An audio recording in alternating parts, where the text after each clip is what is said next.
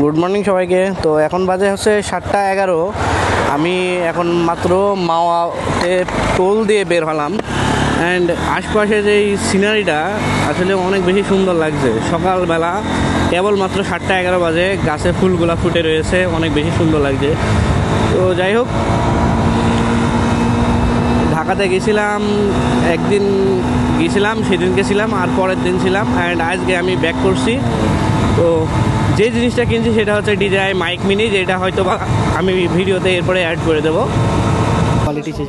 Quality check করেন একটু কথা বলেন। হ্যালো হ্যাঁ, কোয়ালিটি চেকিং। তো আপনারা দেখে নেবেন যে DJI মাইক মিনিটা সাউন্ডটা কেমন আসছে, আসলে সেটার একটা ফিডব্যাক অবশ্যই একটা জানাবেন যে সাউন্ড কেমন শোনা যাচ্ছে। আমি আসলে অতটাও জানি না যে সাউন্ড এখন আসলে কেমন শোনা যাচ্ছে, এখনও ভালো মতো সেটিংস করতে পারিনি আর কি। নিয়ে আসছি, কিনে নিয়ে এসে লাগাইছি।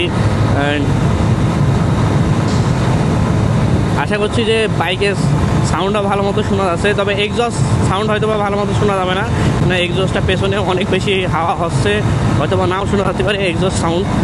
আর এখানে রোডের অবস্থা খুবই খারাপ করে রেখে দিয়েছে, উঁচা নিচু, যেটা আসলে দেখা যাচ্ছে না, মানে জাস্ট ফিল হচ্ছে যে সামনে চলে আসছে, তারপরে ফিল হচ্ছে।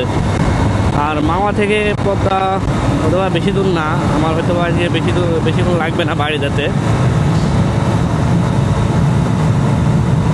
আর এখানে অনেক বেশি বাতাস আছে, কেননা একটা ফ্লাইওভারের উপরেই রয়েছি বর্তমানে।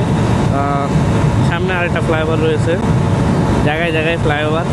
তো ঢাকাতে মূলত একটা জিনিস আমার খুব ভালো লাগলো, যে আমি যখন ঢাকাতে গেছিলাম, তখন ঢাকার ওই যে নিউ মার্কেটে স্টাফ কোয়ার্টারে গেছিলাম, তখন কিছু বাচ্চাদের সাথে দেখা হয়েছিল। ওরা আমাকে জিজ্ঞেস করলো যে মোটো ব্লগ করি নাকি। তো তাদেরকে বললাম হ্যাঁ করি। তারা বললো যে তারা ভিডিওতে আসতে চায়, সেই জন্য তাদের ভিডিওতে অবশ্যই নিয়ে আসবো। তো তাদের ভিডিওটা একটু দেখে নেন। আমি আসছি এখন নিউ মার্কেটের ভিতরে। তো এটার নাম কি? নিউ মার্কেট এরিয়ার ভিতর নাম কি? কোয়ার্টার না, স্টাফ কোয়ার্টার। তো স্টাফ কোয়ার্টারে তারা বলছিল যে ব্লগ করি নাকি, সেই জন্য আর কি ভিডিও আসছে। দেখে ভেবে ভালো লাগলো, অবশ্যই তোমাদের ভিডিও ছেড়ে দেবো, ঠিক আছে? দেখো তাহলে, তোমার নাম কি? জুনাইদা।